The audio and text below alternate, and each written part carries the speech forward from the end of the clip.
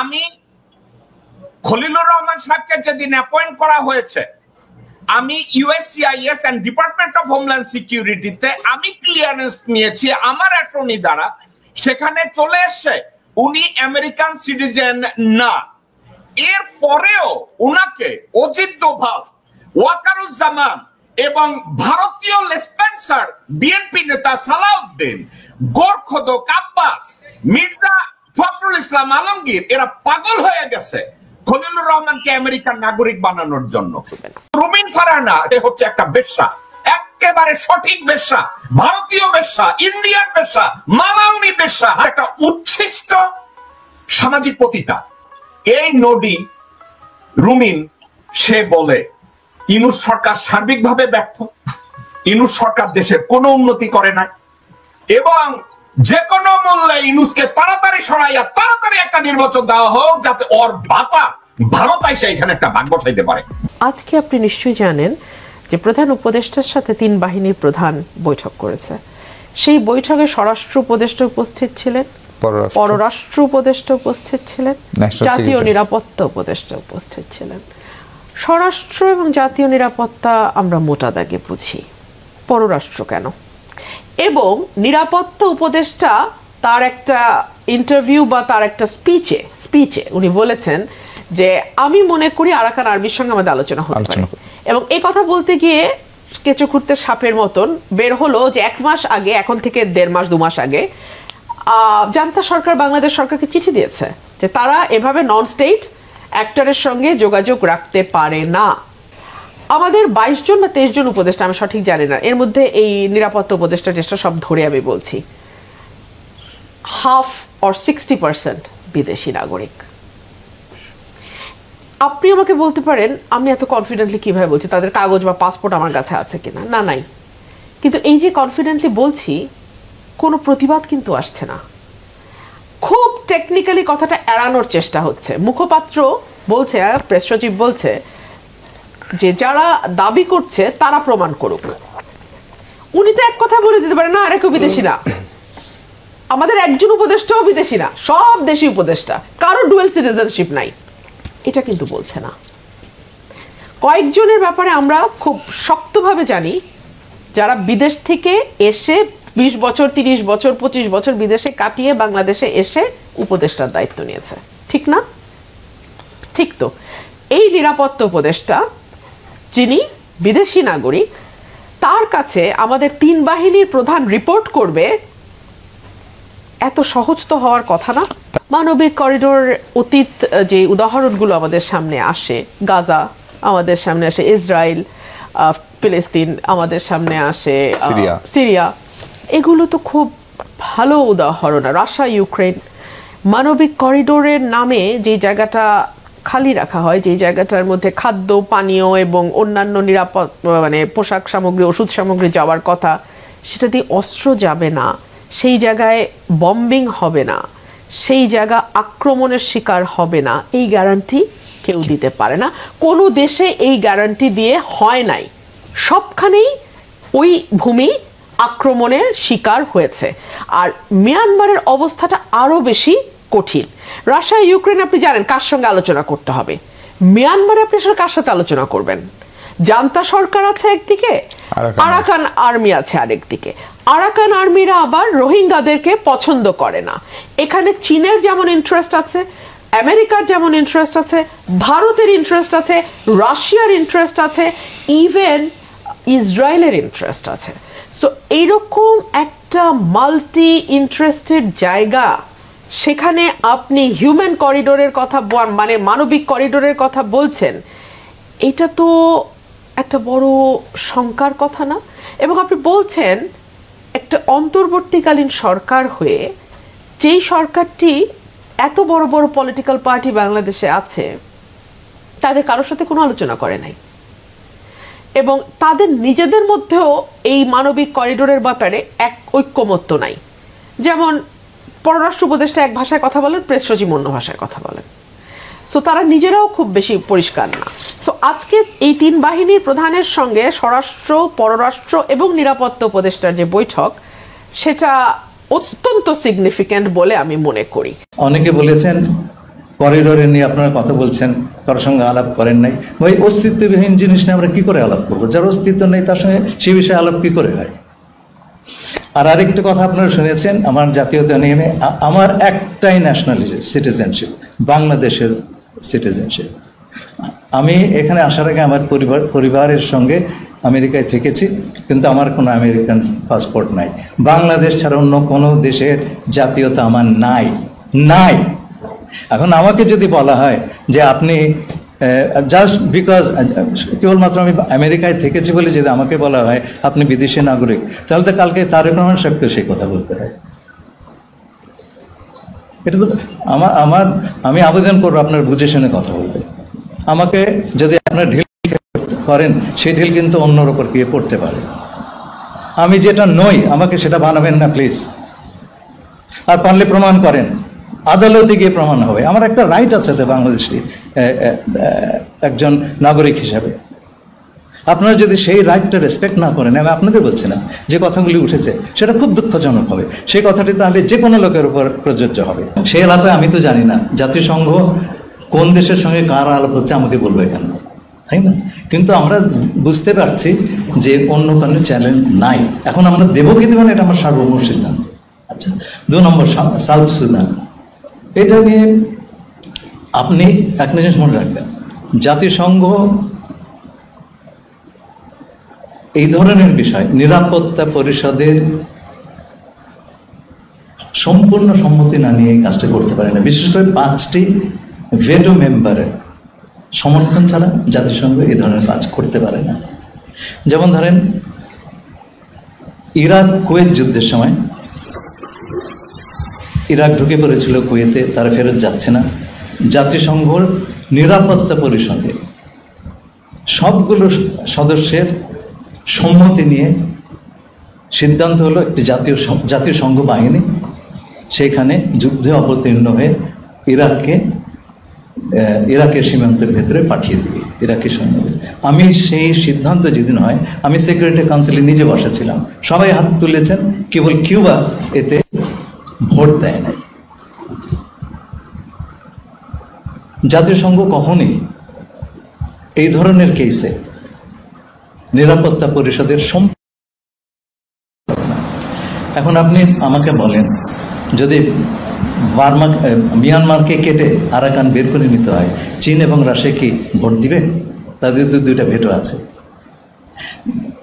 নিরাপত্তা পরিষদে এই বিষয়ে একটা প্রস্তাব গ্রহণের চেষ্টা বেশ কিছু কাল ধরে কিছু দেশ করছিল, কিন্তু চীন রাশিয়া এটাতে একেবারে সম্মত না।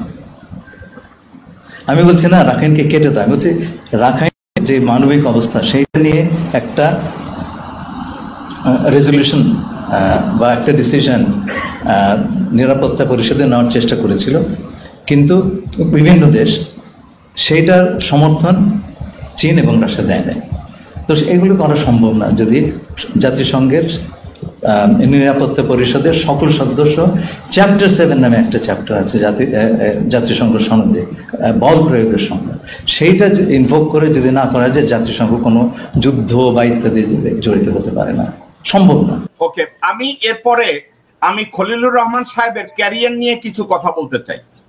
Khalilur Rahman joined the Foreign Service through the Bangladesh Civil Service in 1979. His diplomatic tenure include roles in the Ministry of Foreign Affairs and as private secretary to the Minister of Foreign Affairs. He was the spokesperson for least development countries at the United Economic and Financial Committee. He served in the permanent mission of Bangladesh to the United Nations from 1986 to 1991. In 1991, Khalilur Rahman joined Secretary General of the United Nations as the advisor at UNCTAD in Geneva. He served as the head of the Economist, Social and Development Affairs at the Executive Committee of the United Nations Secretary General. And the Secretary General's high-level panel on technology bank for the least development countries. He was the chair of the United Nations Interagency Group on non-tariff barriers to trade. Khalilur Rahman contributed significantly to flagship UN reports and played a key role in the drafting the program of action for the 2001 Brussels LDCs conference, introducing duty and quota-free access for LDC export. In 2001, Khalilur Rahman briefly served as the private secretary to Justice Latifur Rahman, chief advisor of the caretaker government, a founding member of the East-West University in Dhaka. Rahman continues to serve on its board of trustees. In 2012, he was the appointed head of the Policy Development, Coordination and Monitoring Service for the Least Development Countries at the United Nations Office of the High Representative of the Least Development Countries, Landlocked Development Countries and Small Island Developing States. Following the fall of the Sheikh Hasina's regime-led Awami League government, Rahman was appointed as ambassador of Dr. Mohammed Yunus and head of the interim government about Rohingya affairs, and lastly, he was appointed as the advisor to the caretaker government, head of the government, Dr. Mohammed Yunus. এখন আমি একটা কথা আপনাকে বলি, ওনার যে বর্ণাঢ্য জীবনযাত্রার কথা আমি বললাম, ওনার অভিজ্ঞতা, ডক্টর মাসুদ, আমি আপনার কাছে জিজ্ঞাসা করব, আমি শিক্ষাগত যোগ্যতা বললাম, ওনার অভিজ্ঞতার কথা বললাম, এই লেভেলের আপনি দ্বিতীয় কাউকে আপনারা চিনেন ডক্টর মাসুদ? এই লেভেলের শিক্ষাগত যোগ্যতা, এই লেভেলের অভিজ্ঞতা সম্পন্ন কোন একটা মানুষকে বাংলাদেশে বিসাইডস ডক্টর মোহাম্মদ ইউনূস এমন কোন ব্যক্তিকে সাউথ এশিয়ায় আপনি চিনেন কিনা? ডক্টর খন্দকার মাসুদ। না, আমার যেটা পরিচিত, তো he is a very learned person. আমি এরকম ইকুইভ্যালেন্ট খুব একটা দেখি না। There may be some, but I don't see. আমার জানা নেই আর কি। I find him a very educated, very well educated person for the post. যতগুলো পোস্টে উনি কাজ করেছেন, অত্যন্ত সফলতার সাথে কাজ করেছেন, অত্যন্ত নামকরা কাজ করেছেন আর কি। And he is very much fit. আচ্ছা, তাকে যদি doctor Mohammad Yunus special envoy বানায় অ্যাবাউট রোহিঙ্গা ইস্যু, করিডোর এবং পোর্ট এবং অন্যান্য বিষয়, ইকোনমিস্ট হিসাবে একজন, আপনি দেখছেন উনি লেখাপড়া করেছে in regards to the diplomacy and economic and government, Harvard ইউনিভার্সিটিতে উনি পিএইচডিও করেছেন।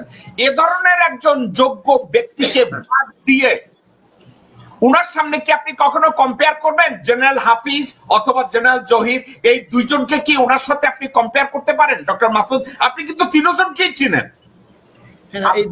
They have different function. মানে জেনারেল হাফিজ বা জেনারেল জহির, ওনারা দে লুক আফটার দি, যদি লুক আফটার করে ইন্টারনাল ব্যাপারগুলোতে দেখে, not policy making. Overall policy making এর জন্য গ্লোবাল চিন্তা যেখানে সারা দুনিয়া জড়িত, ওইটা খলিলুর রহমান সাহেব দেখেন, and he is fit for that. He has the capability of looking into it. আমাদের তো ওই আর কারো তো ওই এক্সপেরিয়েন্স নাই, গ্লোবাল পলিটিক্স হ্যান্ডেল করার এক্সপেরিয়েন্স নাই। ডক্টর মাসুদ, একবার একটা কন্ট্রোভার্সিয়াল প্রশ্ন আমি আপনাকে করব। আসলে কাহিনীটা কি? প্রতিরক্ষা মন্ত্রণালয়ে ডক্টর মোহাম্মদ ইউনূস ধীরে ধীরে নিয়ন্ত্রণ নিচ্ছেন, ওয়াকার এটা পছন্দ করতেছে না, ভারত এটাকে পছন্দ করতেছে না, আসল জায়গাটা কি ওইখানে? আপনি যদি একটু ব্যাখ্যা করেন। বিউটিফুলি বলেছেন, পুরা খেলাটা চেঞ্জ হয়ে যাচ্ছে ধীরে ধীরে। প্রথমে যখন প্রফেসর ইউনূস ছিলেন, উনি কারো বুকের পাথর হিসাবে এসেছিলেন, কেউ বুকের পাথর ওনাকে সহ্য করেছিলেন। এখন দেখছেন যে ওই পাথরের ওজনটা বাড়ছে, আস্তে আস্তে চলে যাচ্ছে না। কারণ প্রফেসর ইউনূসের অত্যন্ত সুযোগ্য নেতৃত্বে বাংলাদেশের যে দিনগুলো এসেছে, আপনি যে কোনো মানুষের কাছে যে কোনো সময় পথে ঘাটে সাধারণ মানুষকে জিজ্ঞেস করেন, আপনারা কি প্রফেসর ইউনূসকে চান না? মানে একটা নির্বাচন চান? Almost 99.99% people will say, বা বলেছে এখন পর্যন্ত আমি যা দেখেছি, we want Professor Yunus for more years. অশিক্ষিত মানুষ তারা পর্যন্ত চায়। তার মানে প্রফেসর ইউনূস কনসলিডেট করছে ধীরে ধীরে তার যে ক্ষমতা, কনসলিডেটিং। আগে তো এটা পুরা হেফাজত অবস্থায় ছিল, উনি গুছিয়ে নিয়ে আসছেন আস্তে আস্তে। খলিলুর রহমান এখানে চলে আসার অর্থ হলো উনি ওই গোছানোতে আর একটা পিলার, যে উনি গুছাচ্ছেন, উনি গুছিয়ে যখন ফেলছেন, এবং এখন এখন সবাই মোটামুটি বুঝতে পেরেছে it's not Bangladesh army. Let us be very clear, Bangladesh army ওনাকে চায়। বাংলাদেশ আর্মির জুনিয়র অফিসার্স এন্ড ট্রুপস যত আছে, all those respected patriotic people, they want a stable country without the influence of India. চায় না কারা? একদম আর্মি চিফ থেকে শুরু করে উপরের কয়েকজন যারা গুম খুনের সাথে জড়িত ছিল, যারা মানুষকে ধরে নিয়ে এসে মেরে ফেলতো, যারা মানুষকে ধরে নিয়ে এসে নখ টেনে ছিঁড়ে ফেলতো, যারা মানুষকে ধরে নিয়ে এসে তার কাটার উপর দাঁড় করিয়ে রাখতো, যারা মানুষকে 8টা বছর 2 হাত বেঁধে রাখতো, এই লোকগুলোকে চেঞ্জ করা হয় নাই। এর চেয়ে খারাপ যারা, তাদেরকে পার হতে সাহায্য করেছেন জেনারেল ওয়াকার। এই যে কয়েকজন লোক, আপনারা মনে করেন না, বারবার বোঝানো হয় যে আর্মির এগেনস্টে। No, it's not against army, it is against some people যারা বাংলাদেশ আর্মির নর্ম ভঙ্গ করেছেন, যারা বাংলাদেশ আর্মির ইজ্জত নষ্ট করেছেন, তাদের এগেনস্টে। It's nothing to do with army. Army patriotic, please do not make misunderstand. এইটা ঘুরিয়ে দেওয়ার চেষ্টা করা হয়, আর্মির সাথে তাকে মুখোমুখি আনা হচ্ছে। Army K? They are not army. There are some officers of army who are corrupted and who have broken all norms of army. এই যে জিনিসটা হচ্ছে, ধীরে ধীরে professor Yunus is considering his power. এতে ভয়, দুর্দান্ত ভয় পাচ্ছে এই জেনারেল ওয়াকার। উনি তো কয়েকদিন আগে, আপনারা শুনেছেন, দেখেছেনও, যে উনি কয়েকদিন আগে he made a move on order, একটা ইয়ে দিয়েছিল যে 10 মিনিটস এটা দিয়েছিলেন। কেন? হোয়াই? ওনারা বলেছিলেন যে যমুনাতে গিয়ে ছাত্র নেতারা গিয়ে আক্রমণ করতে পারে, টোটাল ভিন্ন ঘটনা। এসে সব সৈনিকরা চলে আসতো, করে ফেলার পরে তার কিছু করা থাকতো না। তো he tried his best to consolidate his পাওয়ার। এই পাওয়ারের স্ট্রাগল হচ্ছে এখন একটা বিরাট বড় দড়ি টানাটানি হচ্ছে। দড়ি টানাটানিতে পাথরের ওজন সহ তারা বিপদের মধ্যে আছে, যার জন্য ডক্টর মাসুদ, আপনাকে বেয়াদবি নেবেন না, আমি যদি আমার কথাটাকে এইভাবে বলি, ডক্টর মোহাম্মদ ইউনূসের ভার তারা নিতে পারতেছে না। তারা একেবারে, ডক্টর মোহাম্মদ ইউনূসের ওজন হয়েছে কয়েক হাজার টন, এখন তার পাশে গিয়ে যদি আবার কয়েক হাজার টনের খলিলুর রহমান যোগ দেয়, তাদের জন্য কষ্টটা কি একটু বেশি হয়ে গেল না? বেশি বিপদ, তাদের জন্য ভেরি ভেরি ডিফিকাল্ট। এই সমস্তগুলো আপনি যদি এই ফর্মুলাতে ফেলেন, মোস্ট অফ দি কেসেস আপনি নির্ভুল উত্তর পেয়ে যাবেন। এই যে আজকে পোর্টের যে ব্যাপারটা, এটা যদি আপনি আলোচনায় আনেন, আপনি আনলে তখনই করবো, না হলে করবো না। তাহলে দেখবেন যে ওই একই ইকুয়েশন, সেম ইকুয়েশন, ওই একই ইকুয়েশন, যে কিছু লোক, লোভী লোক, তাদের নিজস্ব টাকা পয়সা বানাতে চায়, তাদের নিজস্ব অন্যায় করতে চায় এবং ভারতের তাবেদারি করতে চায়। এই কিছু লোকের সাথে বাদ বাকি যারা দেশপ্রেমিক, তাদের যুদ্ধটা চলবে। আপনি যে কোনো কিছু করতে গেলেই তারা একটা ভুল ধরবে। এই যে ইয়ে নিয়ে, বন্দেশী নাগরিকত্ব নিয়ে যে কথাবার্তা হচ্ছে, এই কথাবার্তা কেন ছিল না আমাদের এক্স ফরেন মিনিস্টার মোমিন সাহেবের ব্যাপারে? তখন এটা উঠে নাই কেন? Why not? He was a US citizen. এই কথা কেউ বলেইনি তখন। মাহবুব হানিফ সম্পর্কে কেউ কোনো কথা বলে নাই। ডক্টর মাসুদ, মাহবুব হানিফ কোনো কথা বলে নাই। হাসান মাহমুদ সম্পর্কে কেউ কোনো কথা বলে নাই। বেলা রানী সাহা, কমলা রানী সাহা, হাসিনা ওরফে রেহানা শেখ ভারতীয় নাগরিক, এটা নিয়েও কেউ কোনো কথা বলে নাই। তো এখন এমনকি আজকে আপনার মাথার উপরে বসে থাকা চুপ্পু সাহেব is a permanent resident of United Arab Emirates, এটা নিয়ে কোনো কথা নেই। এবং সিটিজেন অফ কানাডা, রাষ্ট্রপতি হিসেবে বসে আছে, কোনো কথা নাই এটা নিয়ে, কোনো সমস্যাই নেই। সমস্যা খলিলুর রহমান সাহেব, শিক্ষিত খলিলুর রহমান সাহেব নিয়ে। ওকে, আমি